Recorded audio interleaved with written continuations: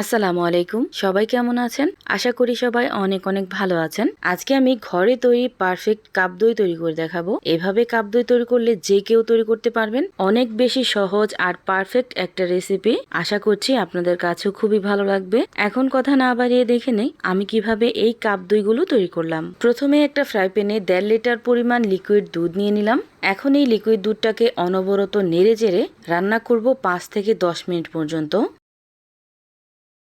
আর এইভাবে একটু নেড়ে দেবেন যাতে করে নিচে লেগে না যায়। নিচে লেগে গেলে কিন্তু মিষ্টি দইয়ের ফ্লেভারটা একদমই চেঞ্জ হয়ে যাবে।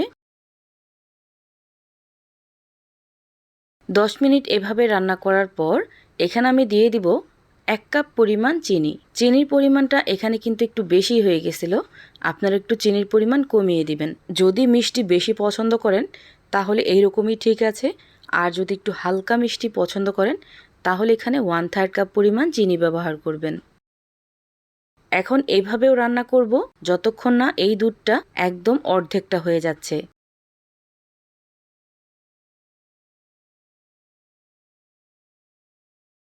এভাবে রান্না করতে করতে যখন লিকুইড দুধটা ঠিক এইরকম হয়ে গেছে তখন কিন্তু আমি চুলাটাকে অফ করে দিছি।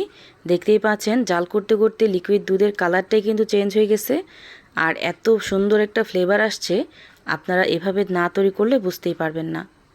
যেহেতু এখানে কোনো রকম গুঁড়া দুধ আমি ব্যবহার করব না, এই জন্য এই লিকুইড দুধটাকে একটু জাল করে ঘন করে নেবেন, তাহলে কিন্তু টেস্ট ভালো আসবে। এখন এই লিকুইড দুধটাকে আমি উষ্ণ গরম করে নেব এইভাবে নেড়ে চেড়ে।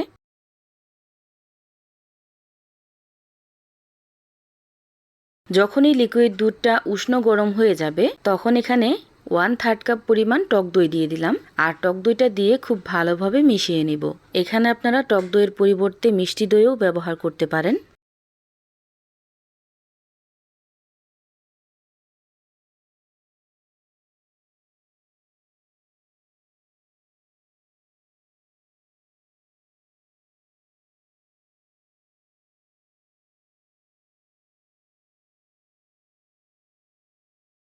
টক দইটা যখন পারফেক্টলি মেশানো হয়ে যাবে ওই পর্যায়ে এসে এখানে আমি কাপ দইয়ের মোল্ড নিয়ে নিছি। এখন এই মোল্ডের ভিতরে সরাসরি আমি এই দইয়ের মিশ্রণটা দিয়ে দিব।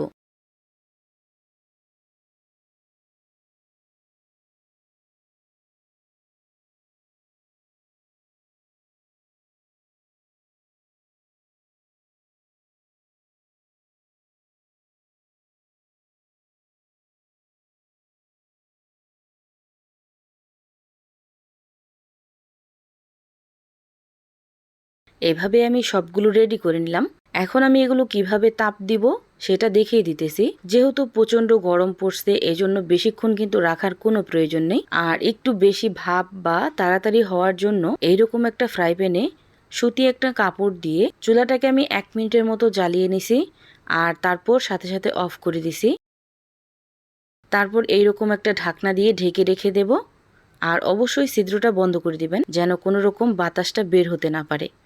এখন এভাবে রেখে দেব 4 থেকে 5 ঘন্টার জন্য।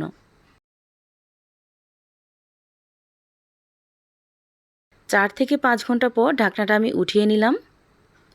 আর এই দইটা কিন্তু একদম পারফেক্টলি সেট হয়ে গেছে, দেখেই নিশ্চয়ই বুঝতে পারতেছেন। যেহেতু অনেকটা গরম পড়ে গেছে এজন্য ঠান্ডা খেতে ভালো লাগবে, এই জন্য আমি নর্মাল ফ্রিজে রেখে দেব। নর্মাল ফ্রিজ থেকে আমি বের করে নিছি আর এতে দেখতেই পাচ্ছেন। এখন শুধুমাত্র আপনাদের দেখানোর সুবিধার্থে এখান থেকে একটু কেটে দেখাচ্ছি।